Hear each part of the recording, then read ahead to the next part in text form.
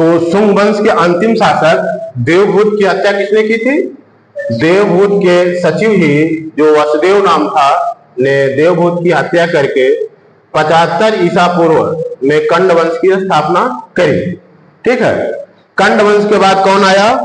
आंध्र सातवाहन वंश। आंध्र सातवाहन वंश। ठीक, आंध्र सातवाहन वंश। तो इसके बाद ये वंश आया, आंध्र सातवाहन वंश।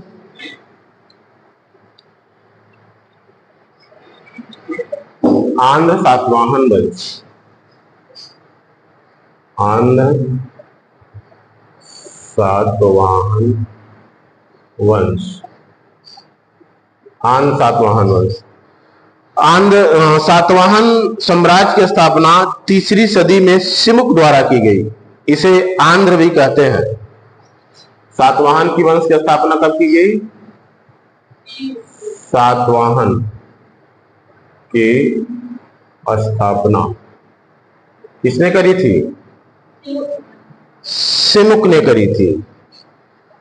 कब करी थी? 3री सदी में सिमुक द्वारा की गई थी।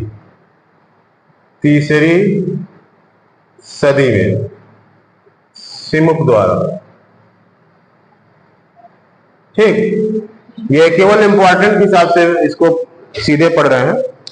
ठीक है, सिमुक द्वारा की गई थी। इसे आंध्र भी कहते थे। इसे आंध्र भी कहते थे, कहते हैं, है ना? इसे आंध्र भी कहते हैं। गौतमी पुत्र सातकर्णी इस वंश का महान शासक था। गौतमी बलश्री के नासिक अभिलेख में उसे अद्वितीय ब्राह्मण कहा गया है। ठीक, कौन? गौतमी पुत्र सातकर्णी।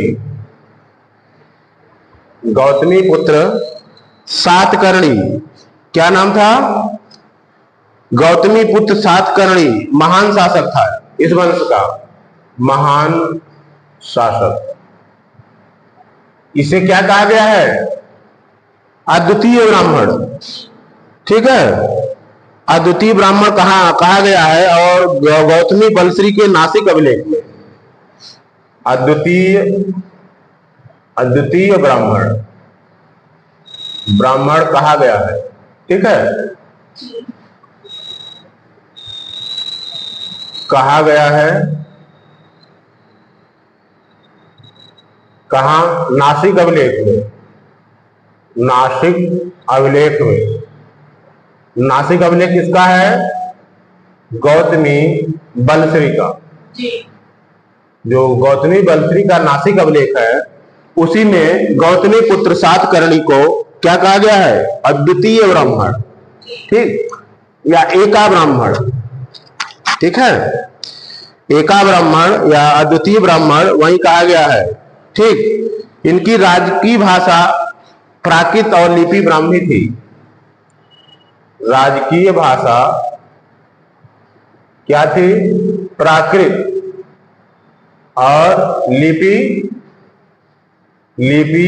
ब्राह्मी थी। ठीक, भाषा प्राकृत और लिपि ब्राह्मी थी। ठीक, इसी के काल में तांबे कांसे के अतिरिक्त सीके के सिक्के प्रचलित हुए। सिक्के कौन कौन से चलाए गए? तांबे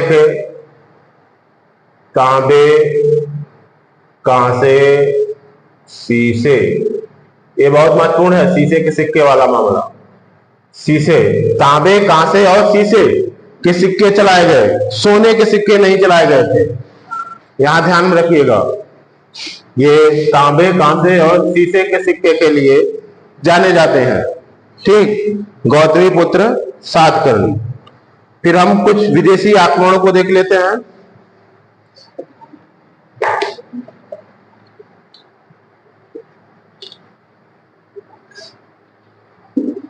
ठीक है,